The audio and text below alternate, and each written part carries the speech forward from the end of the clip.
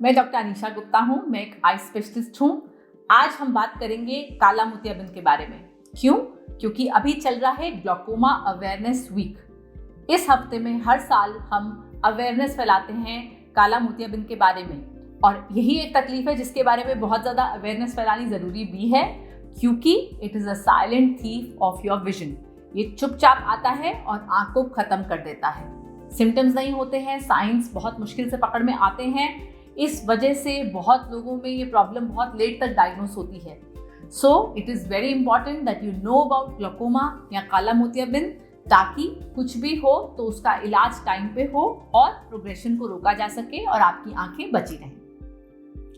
So what is काला मोतियाबिंद या ग्लूकोमा? काला मोतियाबिंद या ग्लूकोमा होता है आंख में प्रेशर बढ़ जाना।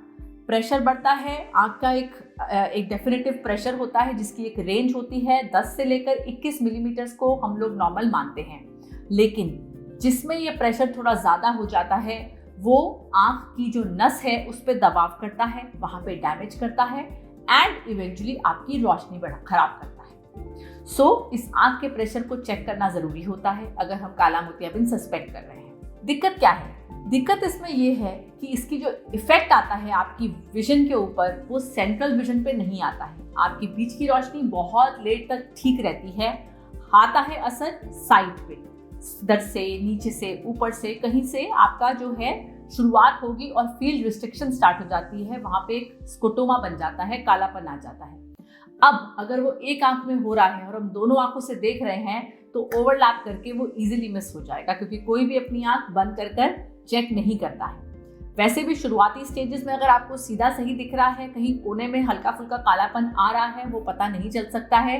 ओनली एंड ओनली इन्वेस्टिगेशंस या टेस्टिंग से पता चल सकता है। So that is the problem जिसमें काला मोतियाबिंद में, क्योंकि सेंटर की विजन अच्छी रहती है, कोई बहुत ज़्यादा दर्द नहीं बनता है, कोई रेडनेस नहीं आती है, कोई भारीपन, आंखों में पानी वानी कुछ नहीं आता है, इसलिए काला मोतियाबिंद इग्नोर हो जाता है और डिटेक्ट तभी होता है जब आपकी विजन के ऊपर उसका इम्पैक्ट इतना ज़्यादा आ चुका होता है कि आपको कम दिख रहा होता है। This is what I am talking about. The most common type जो हमारे पास ओपन एंगल ग्लूकोमा के पेशेंट्स आते हैं, ये वो है।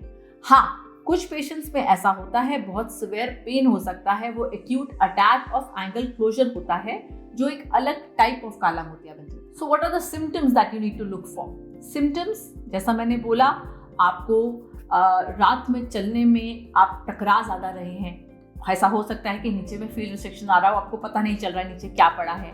ड्राइविंग में दिक्कत आने लगी है, खासकर थोड़े कम रोशनी में ड्राइव करने में प्रॉब्लम आने लग गई है।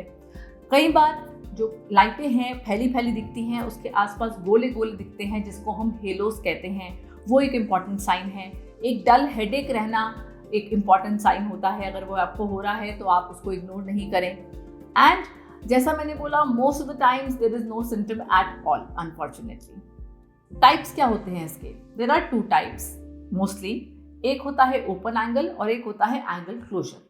फर्क ये होता है दोनों में कि ओपन एंगल में आपकी आंख वैसे ठीक होती है, लेकिन जहाँ से आंख का पानी बाहर निकल रहा है वहाँ पे थोड़ी सी स्पेसिंग कम हो जाती है, टाइट हो जाती है, तो पानी पूरा निकल नहीं पाता और आंख में इकट्ठा होने लग जाता है।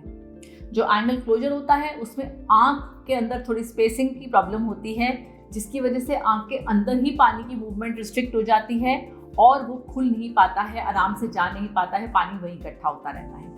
एंगल क्लोजर ग्लूकोमा अगर जल्दी पकड़ा जाए, बहुत जल्दी, अर्ली स्टेजेस में, तो कई बार उसमें हम लेज़र के रास्ते से एक एक्स्ट्रा ओपनिंग बना देते हैं आंख के अंदर, जिससे वो पानी जो है रिलीज हो जाता है और आगे जाके इस तकलीफ के बढ़ने के चांसेस कम हो जाते हैं। इसको बोलते हैं YAG PI, या एक आइरिडोटमी नाम की चीज़ होती है जिसमें आइरिस के अंदर एक छेद बना देते हैं। It's a small procedure, OPD procedure होता है, बट ये करते हम सिर्फ एंगल क्लोजर के पेशेंट्स में हैं।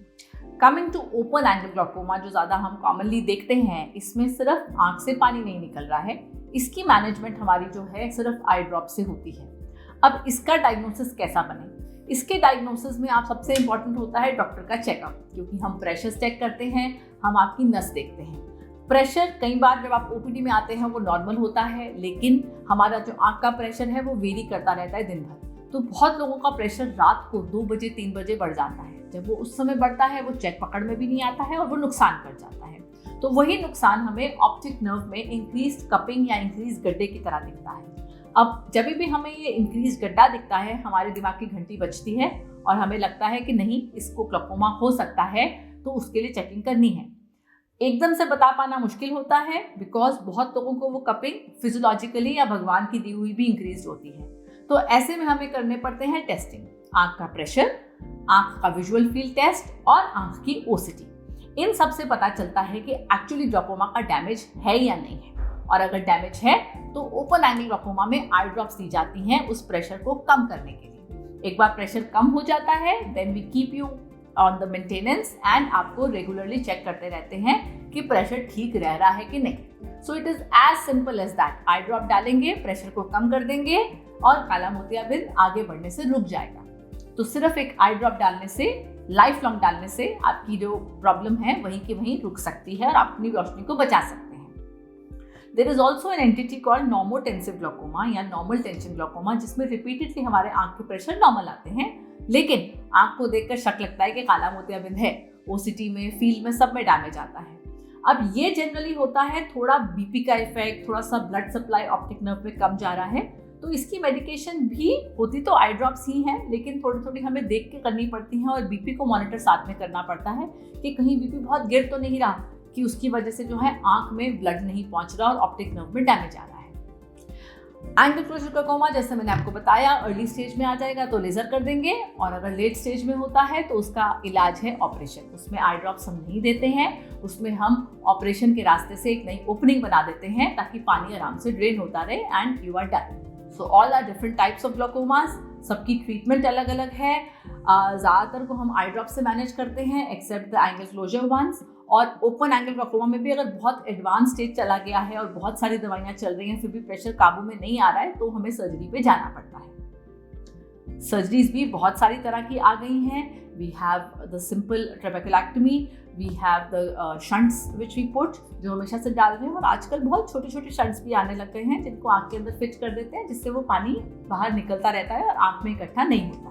किसको जरूरी है ग्लूकोमा के बारे में इतना पता होना? सबसे पहले तो इम्पॉर्टेंट है फैमिली हिस्ट्री। अगर आपके परिवार में किसी को भी काला मोतियाबिंद है, बहुत ज़रूरी है कि आप अपनी आंखों का रेगुलर चेकअप कराएं। साल में एक बार चेकअप जरूर होना चाहिए है ताकि तकलीफ जल्दी पकड़ में आ जाए। ग्लूकोमा में फैमिली हिस्ट्री बहुत इंपॉर्टेंट होती है। Second, after the age of 40 ये सब प्रॉब्लम्स बढ़ जाती हैं। जैसे जैसे उम्र बढ़ती है ये प्रॉब्लम्स इंक्रीज होती हैं, तो अपने रेगुलर चेकअप्स करवाते रहें आँख के। एक बार आप 40 साल के हो जाते हैं तो। प्लस नंबर के लोग, जिनका प्लस का नंबर होता है, उनको भी चांस ज़्यादा रहता है काला मोतियाबिंद बनने का। डायबिटिक्स में भी ऐसा देखा गया है कि काला मोतियाबिंद का चांस ज़्यादा होता है।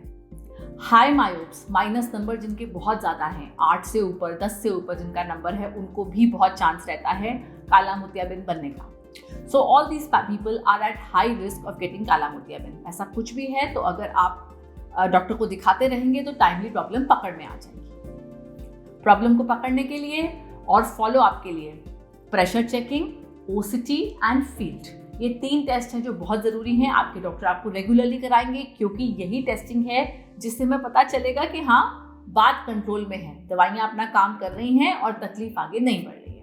इवेंचुअली काला मोतियाबिंद में इंपॉर्टेंट यही है, तकलीफ आगे नहीं बढ़ने देना है। जितना नुकसान पे हमने डिटेक्ट करा है उसको आगे नहीं बढ़ने देना है, आँख को बचा के रखना है। So, काला मोतियाबिंद is one of the most dangerous problems of the eye, and इसीलिए हमें इतनी सारी बात इसके बारे में करनी पड़ती है, पूरा हफ्ता देना पड़ता है इसके बारे में बात करने के लिए, because it is important that you know what glaucoma is and how it can affect your eyes. तो अपनी आंखों का ध्यान रखें। अगर आपको काला मोतियाबिंद डिटेक्ट होगा है तो परेशान मत होएं, it can be managed, but आपका साथ ज़रूरी है डॉक्टर के काम के, ताकि हम उसको प्रॉब्लम को रोक सकें। Take care of your eyes. अगर आपको हमारी वीडियो अच्छी लगी हो तो इसको लाइक और सब्सक्राइब करें।